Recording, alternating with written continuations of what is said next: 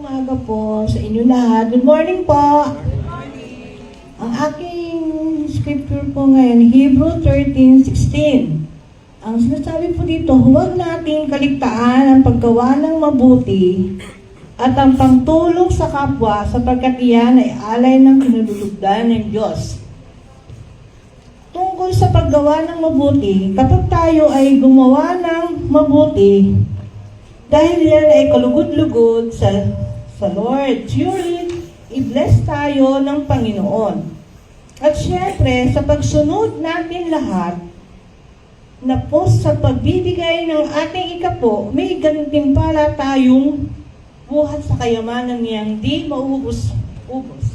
Amen. Thank you, Lord.